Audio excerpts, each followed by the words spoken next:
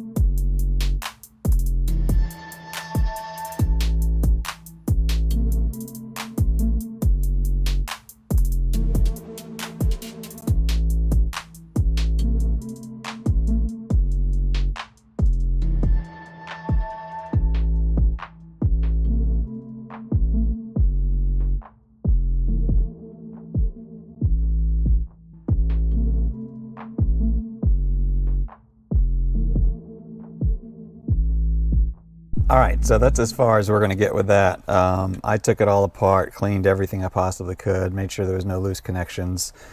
It appears this LCD display panel is just burned out, but the good news is that because I was able to get the part number off of the back of the head unit, when I put that into eBay, I found one. So I'm going to order that, hopefully get that in soon. We'll replace the whole thing. It's a, obviously a used one. It's $59, so hopefully it works great. That's a pretty inexpensive fix, I think, to make this unit usable again. Everything does work, all the buttons, everything works, but you can't tell what's happening. You can't see what you've set the temperature to or anything like that. So I'm going to go ahead and do that and get that that unit. And so I've left it kind of partly pulled apart at this point so that it's easy to put back together. Just put a couple of the screws, 4 of the 6 screws back in so that the thing is stable, that you can still drive it.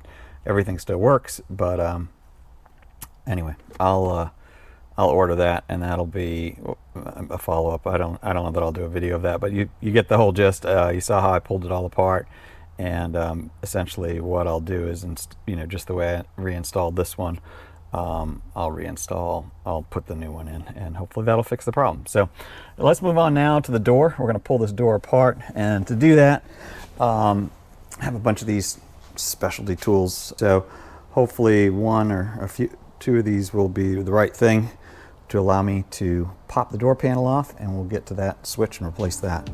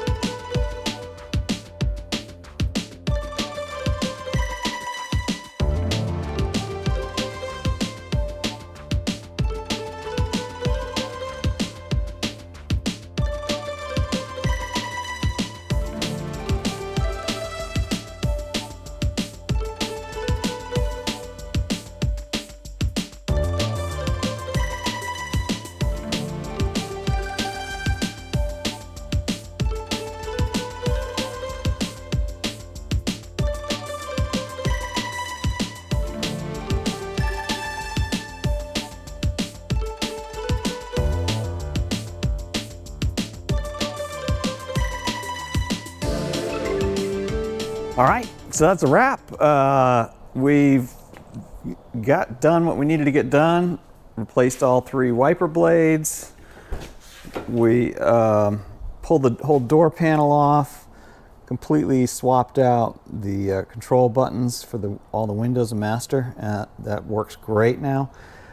We didn't actually solve the climate control problem, so I've ordered a replacement head unit. So as soon as that comes in, I'll put that in.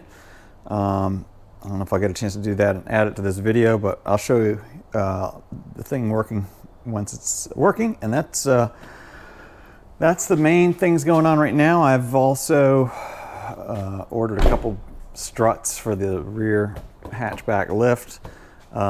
Those are kind of worn out and tired, so I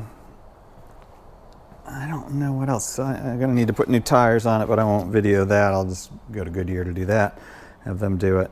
And other than that, I think, oh, I didn't do the transmission fluid. I don't know that I'm gonna do a video for that.